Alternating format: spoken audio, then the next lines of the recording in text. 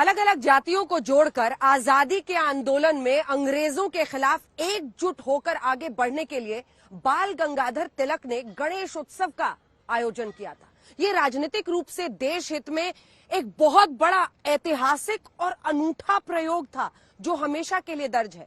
लेकिन आज हम उसका जिक्र आखिर क्यों कर रहे हैं? वो इसलिए क्योंकि बीजेपी ने 2014 में जो जातियों की राजनीति होती है उसी से पार पाने के लिए देश हित में जातियों का जो पूरा समीकरण है उसको गड़बड़ कर दिया था।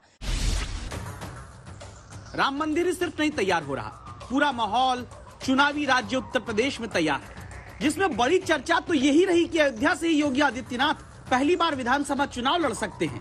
लेकिन ऐलान हुआ उन्हीं के शहर गोरखपुर की सीट से।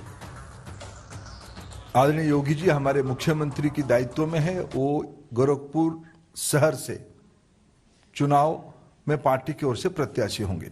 समाजवादी पार्टी जहां लोगों को जोड़ रही है, हम अपने लोगों को थोड़ा पीछे करके दूसरों को साथ ला रहे हैं और जोड़ने का काम कर रहे हैं। इसीलिए समाजवादी पार्टी लगातार पॉजिटिव पॉलिटिक्स कर रही है। हम नेगेटिव पॉलिटिक्स नहीं करते हैं। समाजवादी पार्टी प्रोग्रेसिव पॉलिटिक्स कर रही है। योगी आदित्यनाथ भले फिलहाल अभी अयोध्या से चुनाव में ना उतर रहे हों, लेकिन उत्तर प्रदेश में पिछड़े वोटों को वापस धर्म के जरिए ही लाया जा सकता है। ये बीजेपी जानती है, पहले प्रयोग कर भी चुकी है। इसीलिए राष्ट्रवाद और राम राज्य प्रमुख मुद्दा बना हुआ है।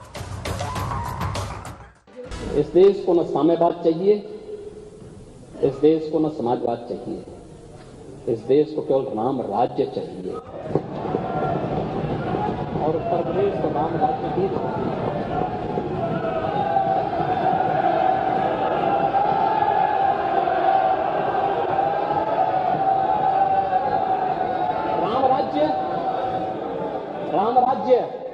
राम राज्य का मतलब जो सार्वकालिक है, सार्वदेशिक है, सार्वभौमिक है और काल परिस्थिति से प्रभावित शाश्वत है, वही राम राज्य है।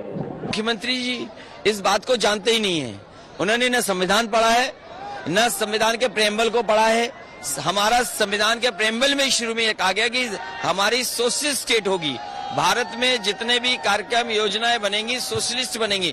जो रामराज्य की बात करते हैं बिना समाजवाद के अधूरी हैं। बीजेपी के लिए हालात अभी 2017 से काफी अलग है। तब उसके पास छोटे छोटे दलों और जातियों का गठबंधन था, पार्टी छोड़ने वालों का शोर नहीं था। इसलिए बड़ा सवाल अब ये क्या इसी चुनौती को देखते हुए मुख्यमंत्री ने 80 बनाम 20 की लड़ाई की बात कहनी शुरू की थी।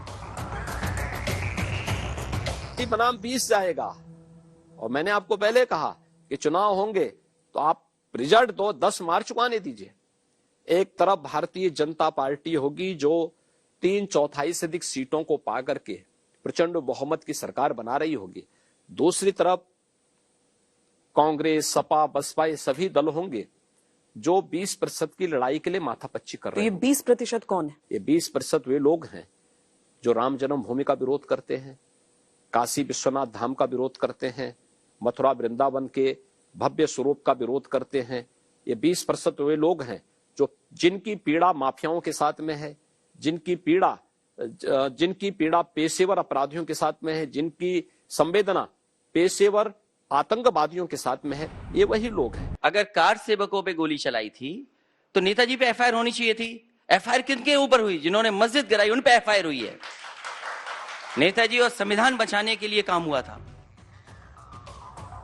जब पिछड़े वर्ग के मंत्री और विधायक पार्टी छोड़ते हैं तो क्या राष्ट्रवाद के मुद्दे पर चुनाव लड़ने उतर रही बीजेपी वास्तविकता में धर्म के प्रयोग से जातियों पर बुने जा रहे विपक्ष के जाल को काटेगी?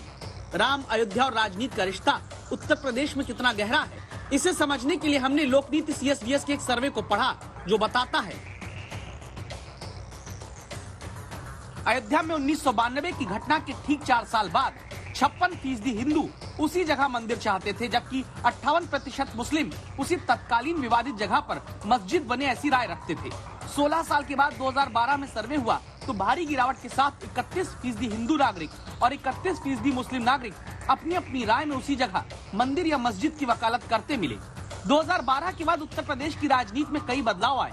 इसी के साथ 4 साल बाद फिर जब सर्वे हुआ तब 2016 में 49% हिंदू नागरिक अयोध्या में भव्य राम मंदिर बने ऐसी बात कहते रहे, जबकि सिर्फ 26% मुस्लिम ही वहां पर मस्जिद की बात कहते पाए गए। ये सर्वे बताता है कि अयोध्या और राम मंदिर को लेकर उत्तर प्रदेश की बहुसंख्यक आबादी के बीच प्रतिबद्धता बढ़ती गई। तो क्या उसी राष्ट्रवाद और राम राज्य के मुद्दे से बीजेपी अपना वोट बंटने से रोक पाएगी? कोई हिंदू विरोधी तत्व कैसे स्वीकार कर लेगा मोदी जी को और योगी जी को? चुनाव 80 बनाम 20 का होगा। जो हिंदू विरोधी हो राष्ट्र विरोधी